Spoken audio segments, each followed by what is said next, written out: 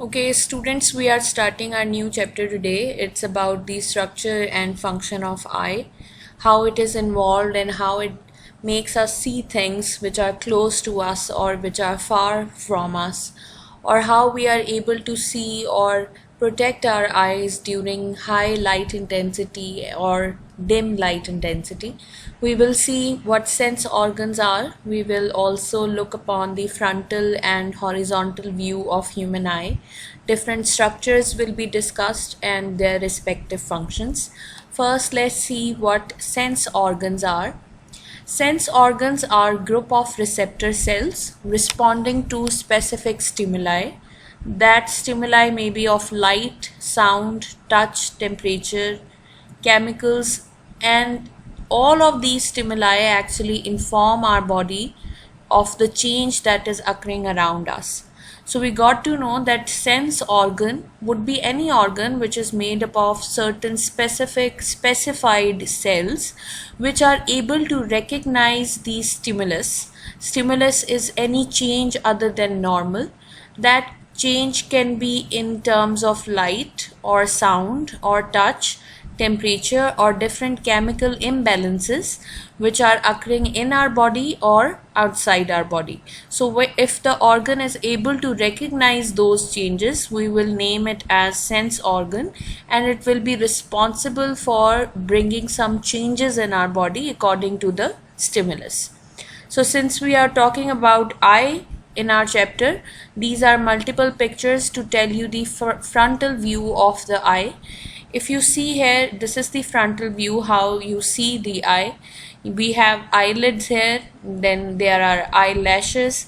Pupil is the central hole structure that you can see in the diagram here.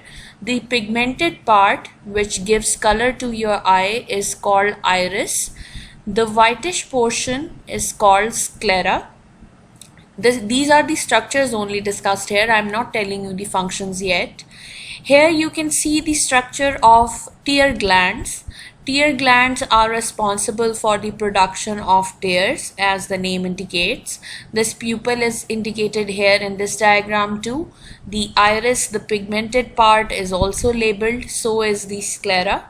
This is the lacrimal duct. Lacrimal duct is a tube-like structure which drains the tear fluid into the nasal cavity. You would have often felt or observed that whenever we weep, sometimes the tears are felt or the excessive excretions are felt in our nasal passages as well.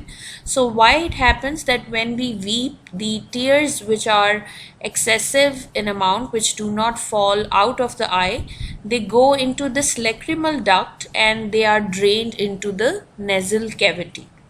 In this diagram, again, iris and pupil are indicated. Pupil is transparent, and behind it there is a black layer of the eye which is called choroid. This choroid is actually giving the color to pupil. Otherwise, pupil itself is transparent. The layer of the eye behind it is black in color, giving the pupil the black color. Sclera is the whitish portion. Opening of tear duct you can see here in the diagram, where tears are washing the surfaces of eye, not only lubricating it, but it also have a mild antiseptic action.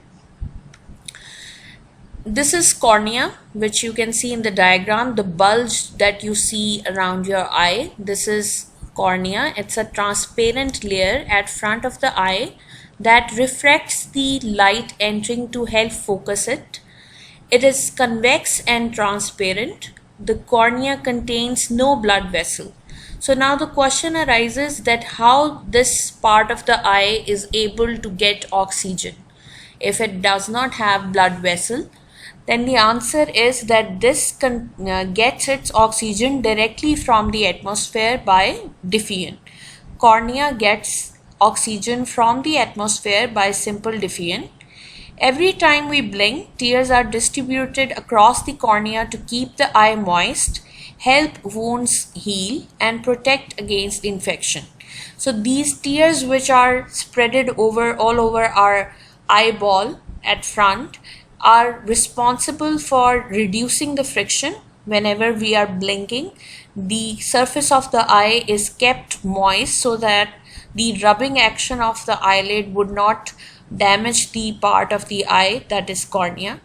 On the other hand, these tear spreading also protect against certain infections. Like I told you that tears do have a certain degree of antiseptic action. The cornea acts as a barrier against dirt, germs and other particles that can harm the eye. The cornea also plays a key role in vision by helping focus the light that comes into the eye. I hope the cornea part is clear now. It's a bulge that you see on front of the eye. It is transparent and convex, contains no blood vessels, and is getting oxygen directly from the atmosphere by diffusion, and it is acting as a barrier against dirt, germs and other mechanical injuries. The tears are spreaded over it so that it is kept moist to prevent friction and for lubrication purposes. Now we have to see what iris and pupil is. Iris, as I told you in our previous slide, it's the pigmented part. In the diagram you can see here, the pigmented part is being labeled as iris. It not only gives color to your eye, but it also contains antagonistic muscles. What are antagonistic muscles? These are muscles in pair that work opposite to each other. So what are these muscles called here? They are called radial and circular muscle. These muscles are involved in pupil reflex. Now the term has come here, the pupil reflex, what it is. Pupil reflex is nothing but the constriction and dilation of pupil. In the diagram you can see the pupil size is reducing and increasing. Whenever you see, when we go into bright light or dim light, you would have observed yourself that the size of the pupil also changes because of the changing intensity of light. We will discuss this phenomenon again in our later lectures in detail, but for now just remember, pupil reflex is constriction and dilation of the pupil, or you can say increase and decrease in pupil size because of changing of light intensity. What is pupil? This is a hole which allows light to enter into the eye and fall on the retina. Retina is one of the layer of the eye where image is formed, where actually the image is formed to let you see or to let your brain know that you have seen some color or some shape or whatever you are seeing. This is the retina which is responsible for formation of the image. The size of the pupil, like I told you before, is adjusted depending upon the light intensity. This is called pupil reflex, and sometimes it is also called iris reflex because iris muscles are involved in bringing the change in the size of the pupil. Next is the structure of the eye. This is the horizontal view. Now we will discuss the structures, and one by one we will also see their function. I want to tell you that the eye contains 3 layers. You can see in the diagram, these 3 layers are colored differently in the diagram. The first, the outermost layer is called sclera. Here you can see it is lighter in shade in blue. The next layer is choroid layer. This is labeled here, choroid layer. The next layer, which is shaded in red color, is called retina. This sclera forms a bulge at the front. This bulge, as we discussed in previous slides, this bulge is called cornea, right? So this is the lens. This lens is elastic in nature. It can change its shape. Elasticity helps it to become convex, less convex and more convex. What are these things called? This is the iris that we saw from the front in our previous slides. This iris contains antagonistic muscles, circular and radial muscle. What they do, they contract and relax alternatively to control the size of the pupil. These iris contain muscles which are antagonistic to each other, and by their alternate contraction and relaxation, the size of the pupil is controlled. Okay, what about cornea? I told you before in the previous slides that this is a transparent layer responsible for most of refraction or bending of light rays that enter the eye. Whenever the light strike your cornea, it has to be bended a little so that it can be focused on the retina. So this cornea is responsible for refraction. In the lens, you will also see that lens is also responsible for bending of the eye. Next that we have to discuss is conjunctiva. This is a membrane over the eyeball. It is transparent and it is protecting the eye. The function of conjunctiva, or the membrane which is called conjunctiva, it has the function of protection. Aqueous humor is a fluid which is present in front of the lens. Aqueous humor is a liquid substance that is present in front of the lens. What about behind the lens? Behind the lens, this liquid is called vitreous humor. Both of these liquid would differ in their consistency. Their consistency would be different. Their function is to hold the lens. The lens is held on its place because of the fluid which are present in front and behind the lens. What about ciliary muscles? You can see here I have labeled that these ciliary muscles are present. What they do, they, along with lens and suspensory ligaments, are responsible to control light focusing on the retina. Retina should have the focus light on it at a specific point which is called yellow spot. This focusing of light is done by these three suspensory ligaments, lens and ciliary muscles. Ciliary muscles have circular muscles in them. Make sure that you don't get confused between circular muscles of ciliary muscles or ciliary body and circular muscles of iris. Circular muscle of iris are paired with radial muscles and they are antagonistic muscles, while in ciliary body there are only circular muscles which are simply called as ciliary muscles. These are suspensory ligaments. Ligaments itself are responsible for holding the structures. What they are holding here? These ligaments are holding the lens. They are attaching it to the ciliary bodies. I want you to know about choroid layer here. Choroid layer is the second layer of your eye. It is pigmented black. It is black in color, and what it does, it prevents the total internal reflection in the eye. Whenever the light falls on your eye, it gets reflected and gets focused on the retina. There is a layer which is called choroid layer which is pigmented black, just like the internal surfaces of a camera. If you have ever observed the structure of camera, a simple camera contains black surfaces inside it so that whenever the light falls or gets into the camera, it is not reflected into the eye or in the camera. What should happen if choroid layer does not contain this black pigment? Light after entering the eye would be dispersed. It will keep on reflecting into the eye and the image formed on the retina would be blurred. It won't be sharp. So this choroid layer, which is pigmented black, actually prevents the reflection of light into the eye structure, into the internal structure of eye, so that a sharp image can be formed on the retina. And where this sharp image is formed really, It is formed at yellow spot.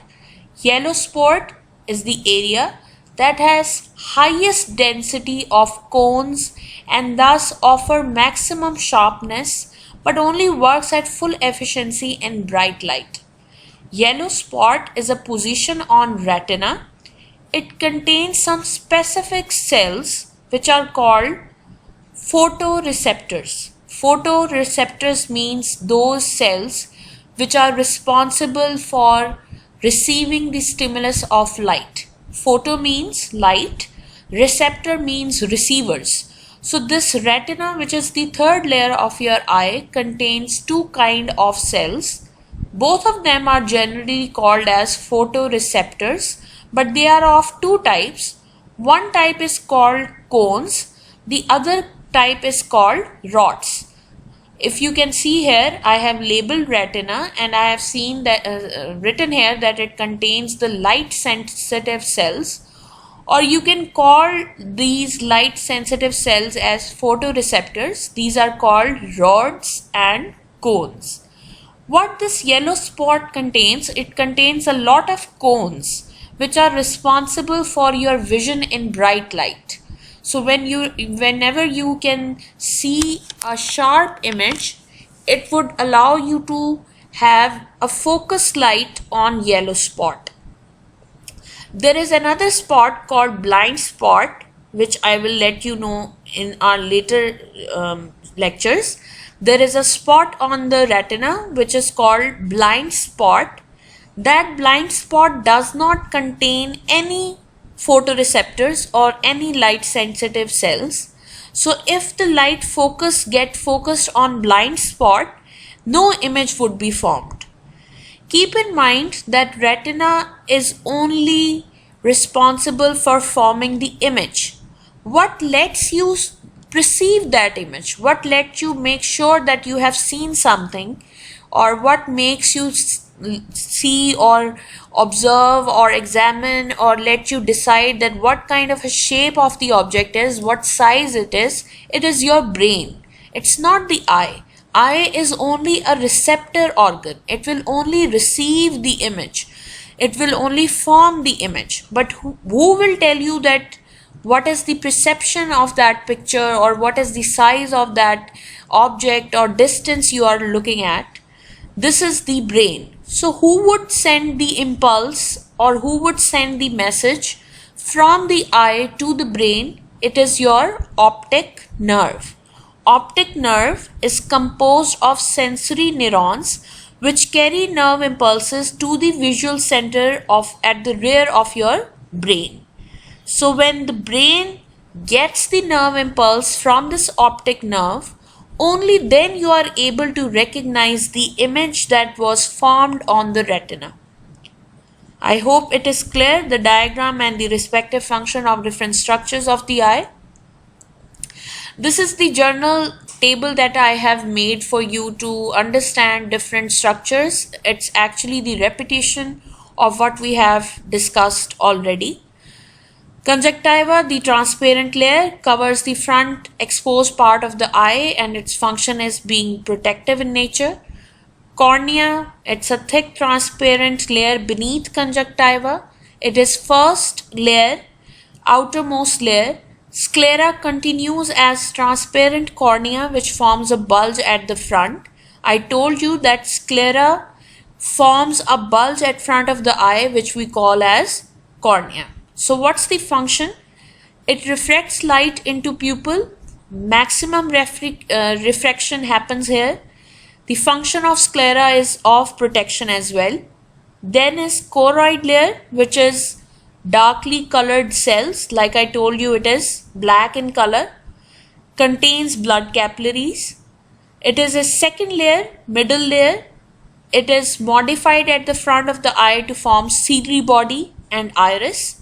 So we got to know that it's the choroid layer which is forming the ciliary body and iris. This was the choroid layer and it is forming ciliary body and iris. Now, what's the function of choroid? it absorbs light rays that have passed through retina to prevent internal reflection and provides nutrition. This point I have told you already, that since choroid is black in color, so it will prevent the internal reflection of light. Since it is containing blood capillaries, so blood would be carrying nutrition for the eye as well. Then is ciliary body. Ciliary body contains circular muscles. What's the function? It will help you to see distant and far object. It will help you focus on the object. We will see lens accommodation in our later lectures, and then you will be more clear about the function of ciliary body. Iris contains tissues. I told you that it is made up of two kinds of muscles, radial and circular muscle, which are responsible to control the diameter of pupil. And since they are controlling the diameter of pupil, they are actually controlling the amount of light that would enter into the eye. Retina is the last layer, or the third or innermost layer, made up of photoreceptors. Photoreceptors are of two types, like I told you before, rods and cones. These are concerned with vision. Pupil, it's a black hole, a gap between the iris, responsible or allows the lights to enter into the eye. Its size can be adjusted. Aqueous humor and vitreous humor both are fluids, but like I told you that their consistency is different. Aqueous humor is more watery, vitreous humor is jelly-like. Fills the chamber between the cornea and lens. This is aqueous humor. Vitreous humor fills the larger chamber between lens and retina. Both of them keep the eyeball firm on its place and reflect light. The function of vitreous and aqueous humor is same. Then is lens. It is elastic in nature, crystalline, biconvex and transparent, and it helps to focus the light on the retina. Then is suspensory ligaments. These ligaments attach the ciliary body to the edges of lens, as you have seen in the diagram here. If you can see that the suspensory ligaments are connecting ciliary body with the lens.